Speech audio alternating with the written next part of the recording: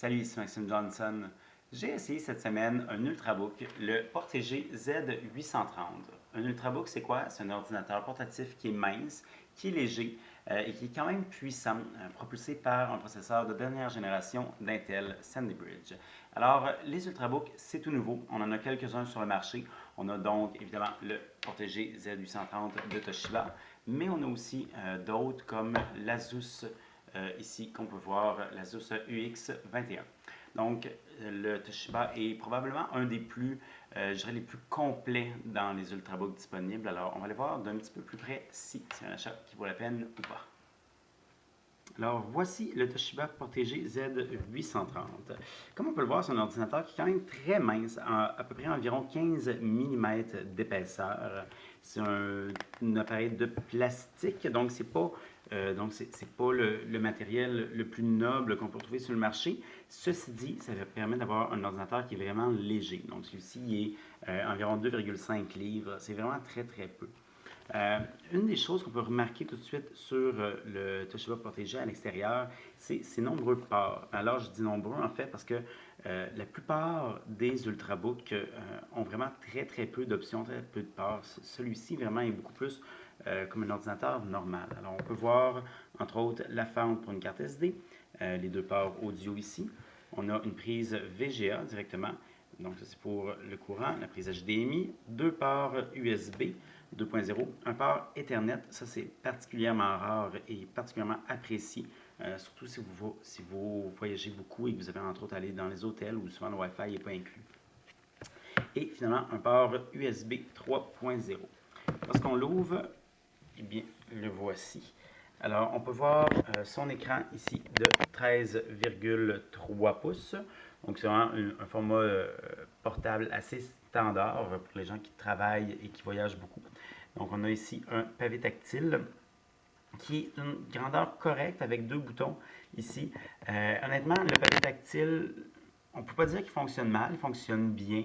Les deux boutons, ça fait peut-être un petit peu c'est pas vraiment la technologie la plus moderne.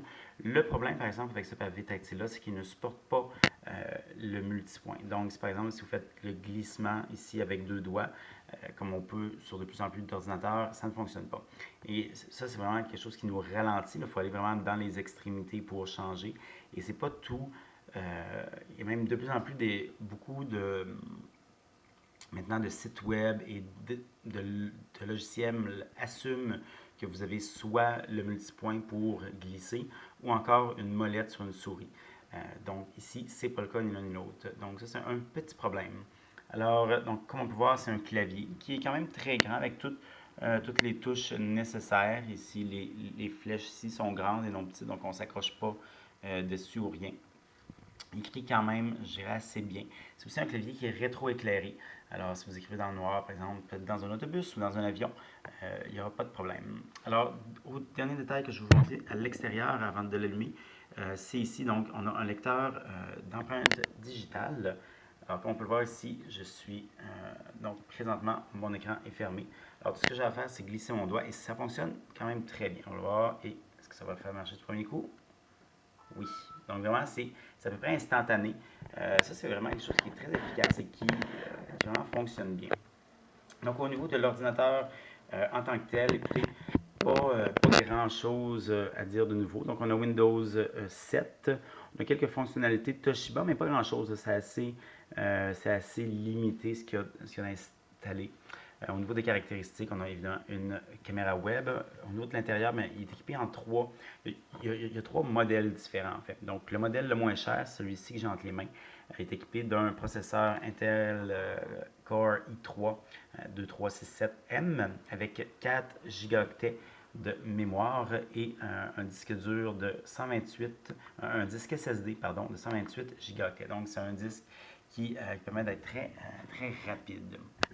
Alors, au niveau des performances, écoutez, celui-ci, c'est quand même bien pour un Core i3. Donc, on a un 5.2 ici au niveau d'expérience de Windows. Au niveau des benchmarks plus complets, comme PCMark Vantage, on obtient là, dans les 5500. Donc, ce n'est pas... c'est rien de révolutionnaire. Je vous dirais que les meilleurs ordinateurs, les très bons ordinateurs portatifs de l'année dernière avaient des résultats semblables, sauf que les très bons ordinateurs portatifs de l'année dernière n'avaient jamais cette minceur-là, donc cette légèreté-là qu'on voit ici. Évidemment, dernier détail pour certains, il n'y a pas de lecteur de disque de DVD intégré, mais ça, c'est vraiment de plus en plus fréquent. Maintenant, donc ça, c'est le modèle d'entrée de gamme. Il y a d'autres modèles. Il y a un modèle, entre autres, avec un processeur Core i5 et un avec un Core i7.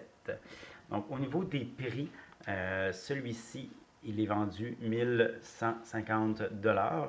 Le Core i5 est vendu 1400 et le Core i7 est vendu 1550.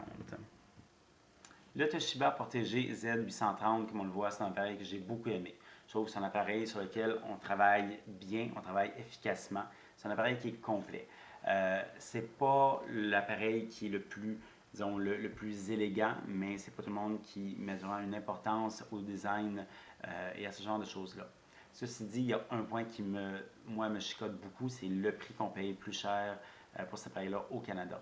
On doit payer 250$ de plus qu'aux États-Unis pour le même ordinateur. C'est frustrant et donc c'est à considérer. Pour avoir plus d'informations sur le Toshiba Portégé Z830, je vous invite à consulter mon site web maximejohnson.com/techno.